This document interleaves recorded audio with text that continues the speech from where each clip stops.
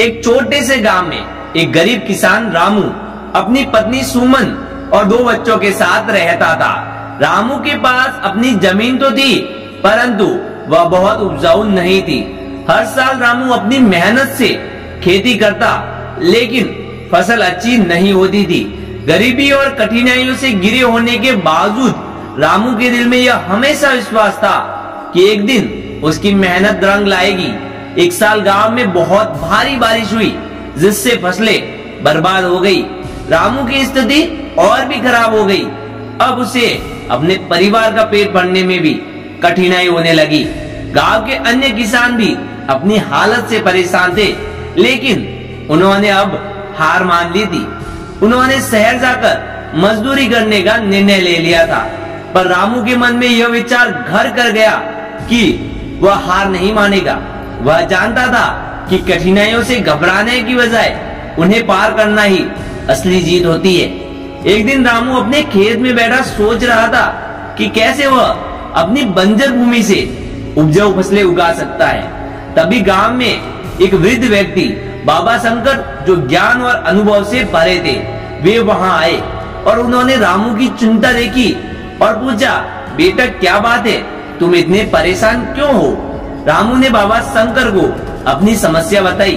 बाबा शंकर मुस्कुराए और बोले, हर समस्या का समाधान होता है, बस हमें सही रास्ता चुनना होता है। मेहनत तो तुम करते हो, परंतु ज्ञान के बिना वह व्यर्थ हो जाती है। तुम्हें अपनी जमीन को उपजाऊ बनाने के लिए नई तकनीकें और तरीकों का इस्तेमाल करना चाहिए। मैं तुम्हें कुछ सुझाव दूंगा।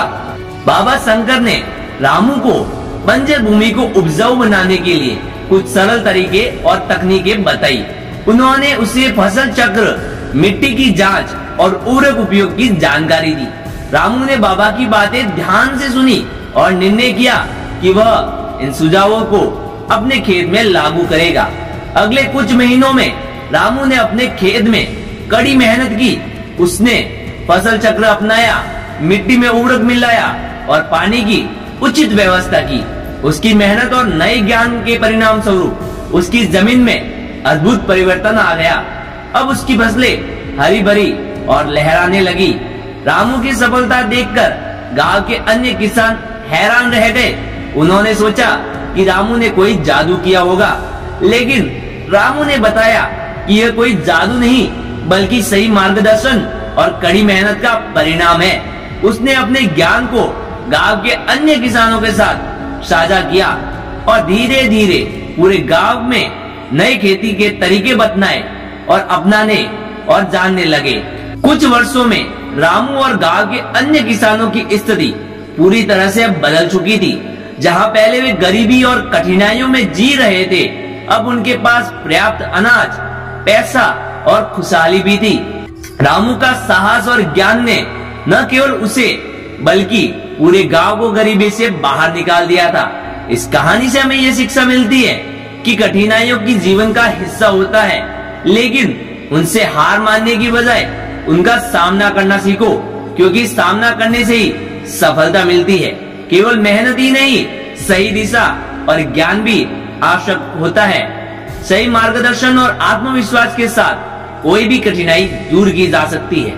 अगर आज की कहानी से आपको कुछ सीखने को मिला है, तो यह कहानी अपने दोस्तों और अपने परिवार वालों के साथ जरूर शेयर कीजिएगा।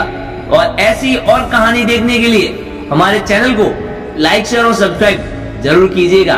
तो मिलते हैं अगली वीडियो में, तब तक के लिए जय श्री राम, जय श्री महाकाल। धन्यवाद।